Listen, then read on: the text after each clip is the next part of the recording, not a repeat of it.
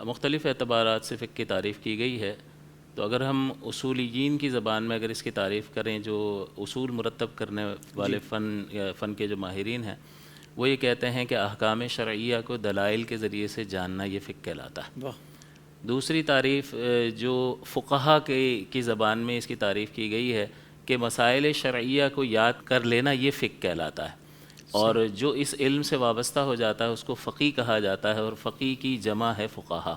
اس کا مطلب یہ ہوا کہ چاہے وہ علم مسائل اس شخص نے دلائل کے ذریعے سے حفظ کیے ہوں، یا اس نے صرف مسائل کا جواب جانا ہو اور مسائل ہی کو حفظ کیا ہو، اس پر بھی فقیہ کا اطلاق کیا جا سکتا ہے. تو یہ دونوں اعتبار سے اس کی تعریف ہے کہ ایک جو پہلی تعریف ہے کہ احکام شرعیہ کو دلائل سے جاننے کا نام فقہ ہے، تو اس کا اطلاق جو ہے پھر مجتہد پر ہی ہوتا ہے کہ مجتہد یہ صلاحیت رکھتا ہے کہ وہ قرآن و حدیث کی گہرائی میں جا کر اس میں اجتہاد کی اتنی صلاحیت ہوتی ہے کہ وہ اس کی بنیاد پر دلائل اربع کی بنیاد پر، یعنی قرآن، سنت، اجماع اور قیاس کی بنیاد پر احکام شرعیہ عملیہ کا استنباط کرتا ہے، اس کا استخراج کرتا ہے.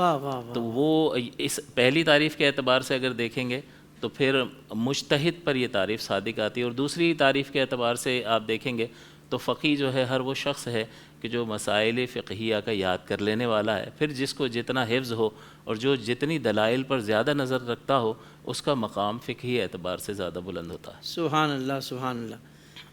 اچھا مفتی صاحب، یہ فقہا کی جو درجہ بندی ہے، اس کے حوالے سے بھی ہمارے ناظرین جاننا چاہیں گے، تاکہ یہ ہے کہ ایک بہترین معلومات کا خزانہ ہاتھ آئے گا انشاءاللہ. جی، رحمت کونین صلی اللہ علیہ وسلم نے جیسا کہ ارشاد فرمایا کہ خیر القرون قرنی ثم الذین یلونہم ثم الذین یلونہم، کہ بہترین زمانہ میرا زمانہ ہے، اور پھر وہ زمانہ جو اس سے ملا ہوا ہے، پھر وہ زمانہ جو اس سے ملا ہوا ہے. تو زمانہ تو وقت کا نام ہے، 24 گھنٹے گزرتے ہیں تو دن گزر جاتا ہے، 7 دن کا ہفتہ، اور اس طرح مہینے اور سال. تو اصل میں وقت اچھا برا نہیں ہوتا، بلکہ اس میں موجود افراد کی بنیاد پر کسی زمانے کے اچھا اور برا ہونے کا اطلاق کیا جاتا.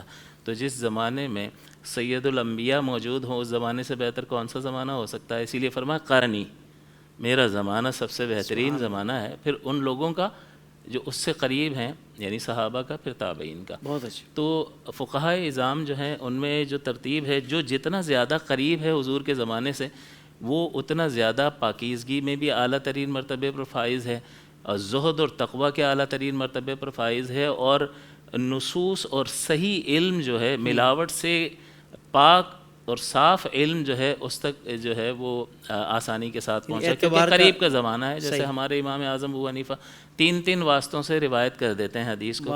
امام اعظم فرماتے میں نے صحابی سے سنا یا تابعی سے سنا، اور انہوں نے صحابی سے سنا، انہوں نے رسول اللہ صلی اللہ علیہ وسلم سے سنا. تو 3 واسطوں سے رحمت کونین صلی اللہ علیہ وسلم تک بات پہنچ جاتی ہے. تو آپ کا روایت کرنا اور بعد میں آنے والے کا روایت کرنا، یہ یقینی سی بات ہے. یہ درجہ بندی جو ہے اس کا باعث بنتا ہے. تو سب سے پہلا درجہ جو ہے وہ مجتہد مطلق کا ہوتا ہے، کہ جو اصول بھی بناتے ہیں اور پھر ادلہ اربع یعنی قرآن، سنت، اجماع اور قیاس کی بنیاد پر احکام شرعیہ عملیہ کا استنباط کرنے کی صلاحیت بھی رکھتے ہیں. تو اصول بھی ان کے اپنے بنائے ہوئے ہوتے ہیں، اور پھر یہ اتنی گہری نظر رکھتے ہیں کہ قرآن و حدیث سے احکام شرعیہ عملیہ کی مکمل تفصیل ذکر کرنے کی صلاحیت. تو ان کو مجتہد مطلق کہتے ہیں. جیسے ائمہ اربعہ، امام شافعی ہیں، امام مالک ہیں، امام احمد بن حنبل ہیں، اور ہمارے امام اعظم ابو حنیفہ رحمۃ اللہ علیہ. پھر اس کے بعد دوسرا درجہ آتا ہے مجتہد فی المذہب. اور مجتہد فی المذہب وہ ہوتا ہے جو اصول میں تو امام کی اقتداء کرتا ہے، اصول وہ نہیں بناتے، ٹھیک ہے، لیکن وہ ادلہ اربع سے احکام نکالنے کی ان میں صلاحیت موجود ہوتی ہے. جیسے امام اعظم کے شاگرد ہیں امام محمد ہیں، امام ابو یوسف، امام ظفر وغیرہ. تو یہ قرآن و حدیث سے استدلال تو کر سکتے ہیں، لیکن اصول میں امام اعظم ہی کی پیروی اور تقلید کرتے ہیں. اور جزئیات میں بعض اوقات امام اعظم ابو حنیفہ کی سے اختلاف بھی بعض اوقات رکھتے ہیں، ان میں بھی اجتہاد کی صلاحیت ہوتی ہے. تیسرا طبقہ وہ ہے کہ جو اصول اور فرع دونوں میں تقلید کرتا ہے امام اعظم ابو حنیفہ کی. ہاں یہ ضرور ہے کہ جن جزئیات میں ایک نوپید مسائل ہوتے ہیں جس میں امام اعظم یا ان کے شاگردوں سے کوئی روایت موجود نہیں ہوتی ہے، تو یہ اپنی صلاحیت کی بنیاد پر سابقہ اصول اور جزئیات کو دیکھ کر اس نئے مسئلے کا حل نکالنے کی صلاحیت رکھتے ہیں. یہ مجتہد فی المسائل کہلاتے ہیں. تو ان میں اجتہاد کی ان میں صلاحیت بہرحال ہوتی ہے. اس کے بعد اصحاب تخریج آتے ہیں کہ وہ اصحاب تخریج کا جو ہے وہ مجمل اقوال ہوتے ہیں، صحیح بات واضح نہیں ہو رہی ہوتی تو اس کی تفصیل بیان کر دیتے ہیں کہ دیکھیں یا فقیہ کا کہنے کا مقصد یہ ہے۔ اسی طرح اصحاب ترجیح ہوتے ہیں۔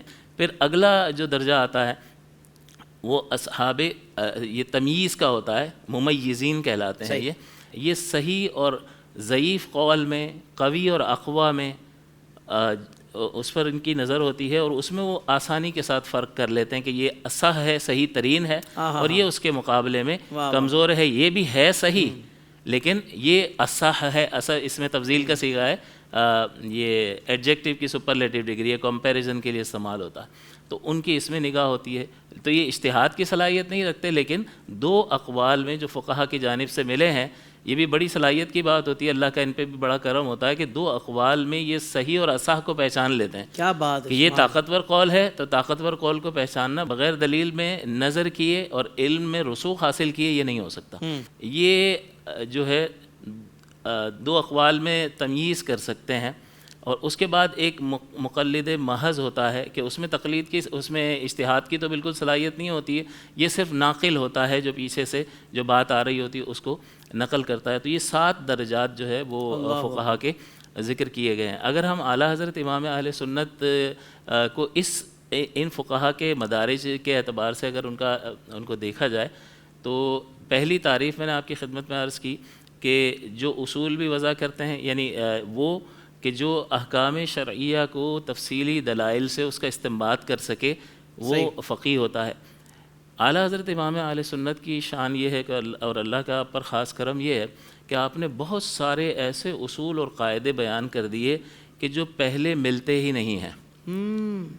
حالانکہ جزئیات بیان کی ہیں فقہا نے، لیکن جب ان جزئیات کو پڑھتے ہیں تو آدمی یہ سوچتا ہے کہ یار کس ضابطے کے تحت حل کیا ہے، وہ ضابطہ نہیں مل کے دیتا، ملتا نہیں ہے۔ اللہ تو امام اہل سنت نے ان ضابطوں کو مقرر فرمایا، کمال ہو گیا، اور ضابطوں کو مقرر فرما کر پھر اعلیٰ حضرت فرماتے ہیں کہ یہ اگر امام اعظم کے سامنے بھی پیش کیا جائے تو خوش ہوتے۔ چنانچہ آپ نے شرعی حیثیتوں کے بیان میں آپ نے یہ قاعدہ اور ضابطہ بیان مقرر فرمایا کہ شرعی حیثیتیں یعنی ہم جو کچھ بھی کرتے ہیں تو شریعت اس کو کوئی نہ کوئی نام تو دیتی ہے۔ تو متقدمین جو فقہا تھے انہوں نے شرعی حیثیتیں 7 ذکر فرمائی ہیں، فرض، واجب، مستحب اور مباح، یہ کرنے والی سائیڈ ہے، اور دوسری سائیڈ جو ہے حرام، مکروہ تحریمی اور اصاعت کو ذکر کیا۔